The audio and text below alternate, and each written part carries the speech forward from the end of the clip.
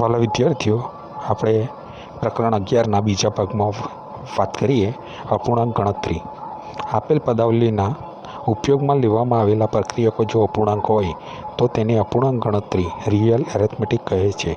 અપૂર્ણાંક ગણતરીનું પરિણામ હંમેશા દશાંશ ચિહ્ન સાથેની કિંમતો દ્વારા દર્શાવવામાં આવે છે. મિશ્ર પ્રકારની ગણતરી. આ પ્રકારની ગણતરીમાં પૂર્ણાંક તેમજ અપૂર્ણાંક બંને પ્રકારના ઓપરેન્ડનો ઉપયોગ કરી શકાય છે. અહીં આ પરિણામનો આધાર ચલને આપવામાં આવેલ કિંમતોનો પ્રકાર પર છે. Result is equal two 25.75 × 5 semicolon જેવી પદાવલી સી ભાષામાં લખવી શક્ય હોવા છતાં તેનું સીધું મૂલ્યાંકન શક્ય નથી. ઉપયોગમાં લેવામાં આવેલા તમામ ઓપરેન્ડ સમાન ડેટા પ્રકાર ધરાવતા હોય તો જ પદાવલીનું મૂલ્યાંકન શક્ય બને છે. મિશ્ર પ્રકારની ગણતરી કરી શકાતી હોવાથી સી ભાષા આ મુશ્કેલીનું નિવારણ કરે છે. સી ભાષામાં નિમ્ન સ્તરના ડેટા પ્રકારનો ઉચ્ચ ડેટા પ્રકારમાં આપોઆપ રૂપાંતરણ કરવામાં આવે છે.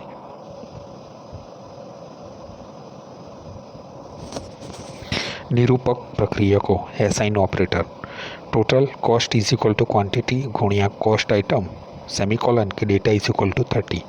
અહીં ઇઝ ઇક્વલ ટુ નિશાનીને નિરૂપક પ્રક્રિયક એટલે કે એસાઇનમેન્ટ ઓપરેટર કહે છે. કોઈ અચળ કિંમત કે પદાવલીના પરિણામનું ચલમાં નિરૂપણ કરવા માટે તેનો ઉપયોગ કરવામાં આવે છે. સી ભાષામાં શોર્ટહેન્ડ પ્રક્રિયક નામે ઓળખાતા પ્રક્રિયકો પણ પૂરા પાડવામાં આવે છે. ગાણિતિક પ્રક્રિયકોની પાછળ ઇઝ ઇક્વલ નિશાની મૂકવાથી આ પ્રક્રિયક મેળવી શકાય છે. તેનો ઉપયોગ કરવા માટેની વાક્ય રચના નીચે મુજબ છે. Variable OP is equal to constant value semicolon અથવા variable OP is equal to expression semicolon. અહીં ઓપી એક ગાણિતિક પ્રક્રિયક છે જ્યારે ઓપી ઇઝ ઇક્વલ ટુને શોર્ટ હેન્ડ પ્રક્રિયક તરીકે ઓળખવામાં આવે છે. શોર્ટ હેન્ડ પ્રક્રિયકના કેટલાક ઉદાહરણ નીચે આપ્યા છે, ધ્યાનથી જુઓ. સંબંધસૂચક પ્રક્રિયકો સમાન પ્રકારના બે ઓપરેન્ડને સરખાવવાની સુવિધા પૂરી પાડે છે અને સામાન્ય રીતે પ્રોગ્રામના અમલીકરણનો પ્રવાહ બદલવા માટે તેનો ઉપયોગ કરવામાં આવે છે. સી ભાષામાં if total purchase is greater than 10,000 discount is equal two 500 semicolon તરીકે રજૂ કરી શકાય. સરખામણી કરવા માટે સી ભાષા 6 શબ્દ પ્રક્રિયકો પૂરા પાડે છે. તમામ સંબંધસૂચક પ્રક્રિયકોની યાદી અને તેનો ઉપયોગ કોષ્ટકમાં દર્શાવાયા છે.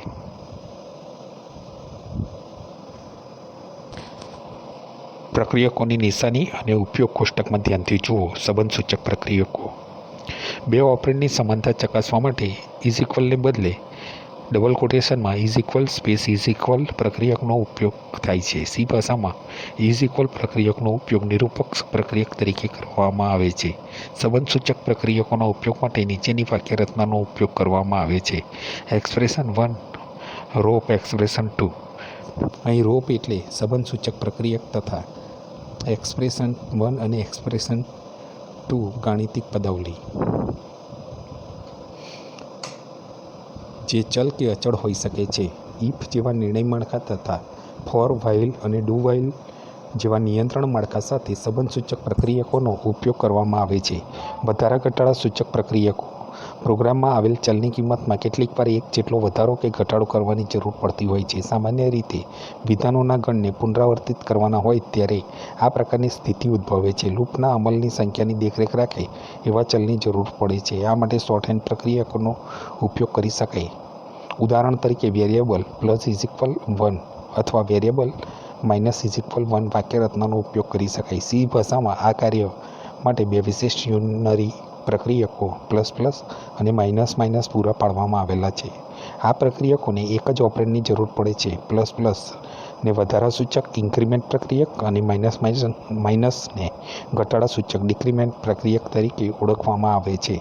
આ પ્રક્રિયકોના ઉપયોગ માટેની વાક્યરચના નીચે મુજબ છે.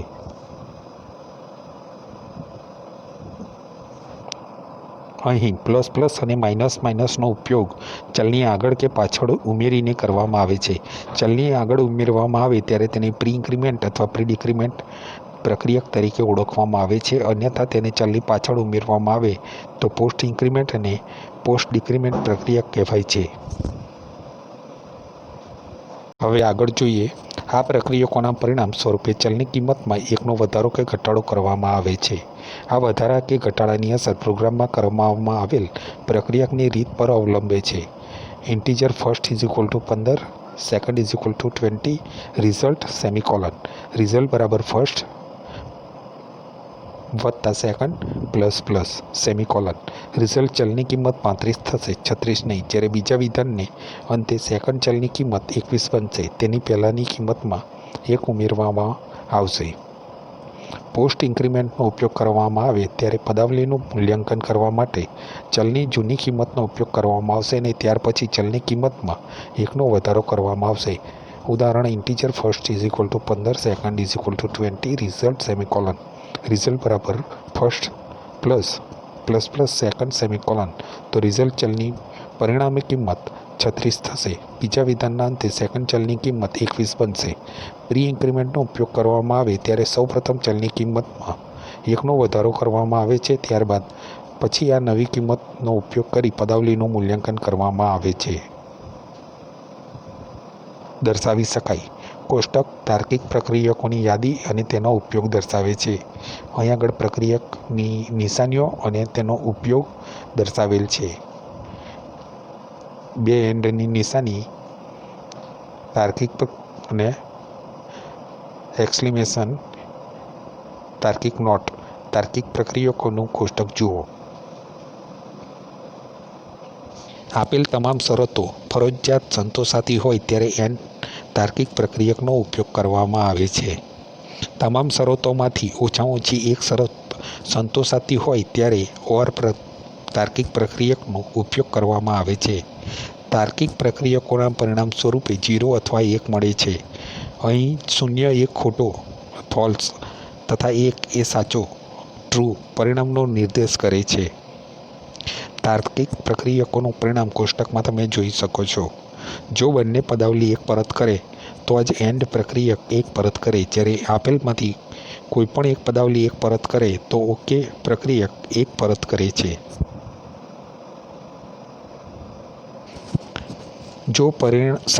જો સરખામણીનું પરિણામ હા ટ્રુ મળે તો ટકાની કિંમતને ઇફ વિધાન અને તાર્કિક પ્રક્રિયકો દ્વારા ચકાસવામાં આવશે. જો ઇફ વિધાનમાં આપેલ માપદંડનું પરિણામ હકારાત્મક મળશે તો તેનો સંદેશો સ્ક્રીન પર દર્શાવવામાં આવશે. હવે બીટવાઇઝ પ્રક્રિયકો. ડેટાને મેમરી સ્થાન પર બીટ સ્વરૂપે સંગ્રહ કરવામાં આવે છે. સીધા જ બીટ સ્તરે કાર્ય કરવા માટે સી ભાષામાં બીટવાઇઝ પ્રક્રિયકોની સુવિધા આપવામાં આવી છે. સી ભાષામાં ઉપલબ્ધ બીટવાઇઝ પ્રક્રિયકોની યાદી અને તેનો ઉપયોગ દર્શાવવામાં આવ્યા છે. કોષ્ટક જુઓ.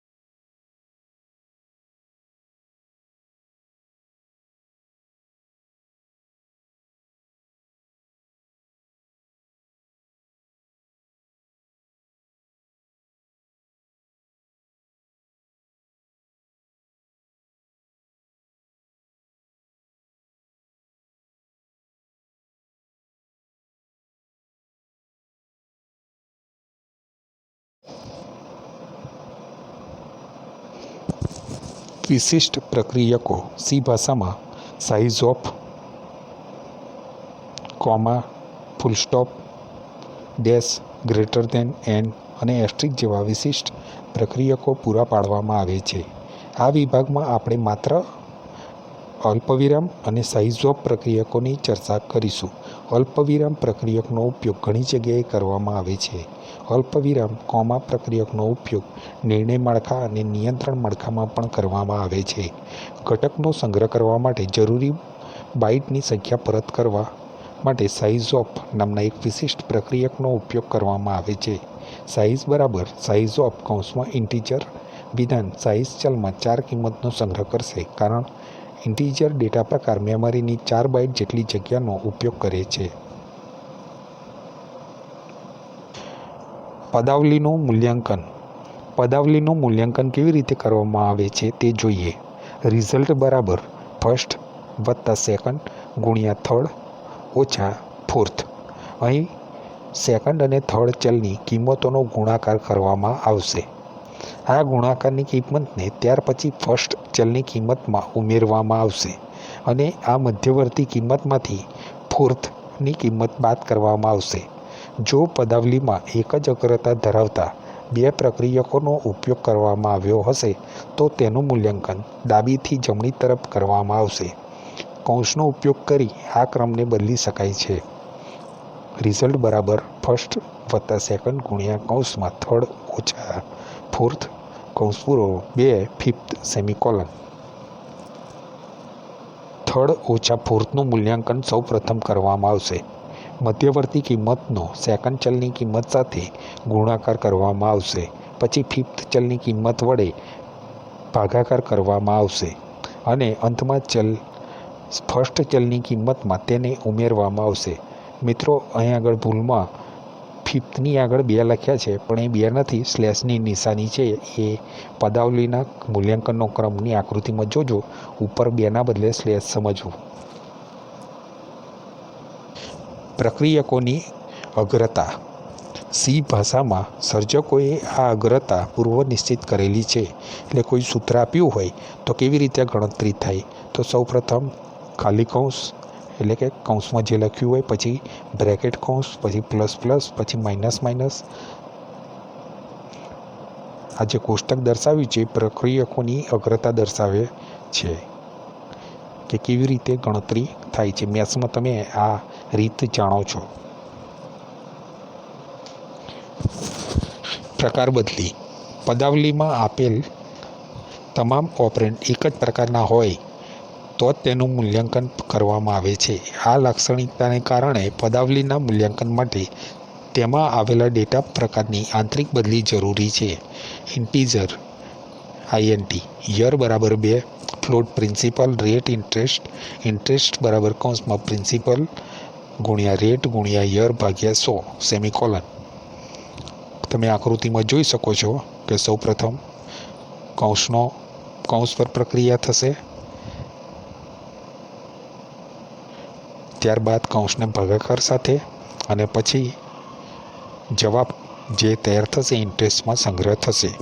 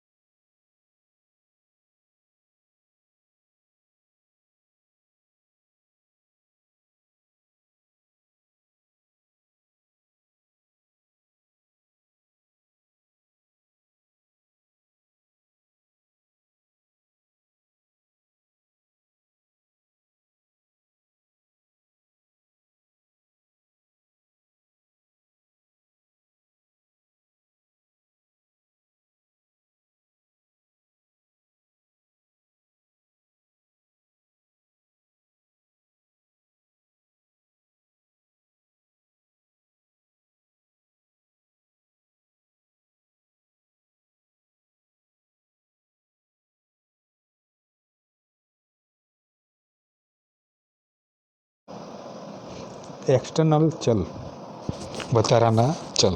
કેટલીક વાર પ્રોગ્રામરને કોઈ ચલ બે વિધેય કે પ્રોગ્રામ વચ્ચે વહેંચવાની જરૂર પડે છે. બે જુદા જુદા વિધેય કે પ્રોગ્રામ વચ્ચે ચલની વહેંચણી માટે એક્સટર્નલ એટલે કે વધારાના સંગ્રાહક વર્ગનો ઉપયોગ કરી શકાય છે. આ માટે જરૂરી છે કે ઓછામાં ઓછા એક પ્રોગ્રામમાં તે ચલ વૈશ્વિક ગ્લોબલ ચલ તરીકે ઘોષિત થયેલો હોવો જોઈએ. Extern data type identifier semicolon. ઉદાહરણ રૂપે એક્સટર્ન ચેર ચોઇસ સેમિકોલન વ્યાખ્યા દર્શાવે છે કે ચોઇસ ચલ અક્ષર પ્રકારનો છે અને તેનો સંગ્રાહક વર્ગ એક્સટર્નલ છે. એક્સટર્નલ ચલની પૂર્વનિર્ધારિત કિંમત 0 છે અને તેનો પ્રાઇમરી મેમરીમાં સંગ્રહ કરવામાં આવે છે. રજિસ્ટર ચલ. ઝડપી ઉપયોગ કરવા માટે ચલને CPU રજિસ્ટરમાં સંગ્રહી શકાય છે. સી ભાષા આ માટે રજિસ્ટર નામનો સંગ્રાહક વર્ગ પૂરો પાડે છે.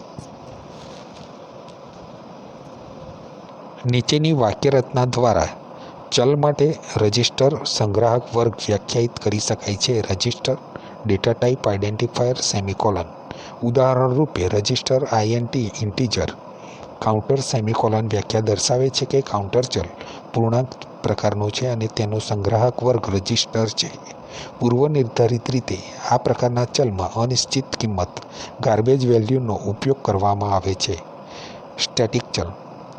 જ્યારે ચલનો સ્ટેટિક સંગ્રાહક વર્ગ સાથે ઉપયોગ કરવામાં આવે છે ત્યારે નિશ્ચિત વિસ્તાર માટે તે ચલની કિંમત કાયમી બનાવી શકાય છે. સ્ટેટિક સંગ્રાહક વર્ગ ધરાવતા ચલની કિંમતને પ્રાઇમરી મેમરીમાં કાયમી ધોરણે સાચવવામાં આવે છે તથા પૂર્વનિર્ધારિત રીતે તેમાં શૂન્ય કિંમત મૂકવામાં આવે છે. ચલનો સ્ટેટિક સંગ્રાહક વર્ગ વ્યાખ્યાયિત કરવા માટે નીચે આપેલ વાક્યરચનાનો ઉપયોગ કરવામાં આવે છે.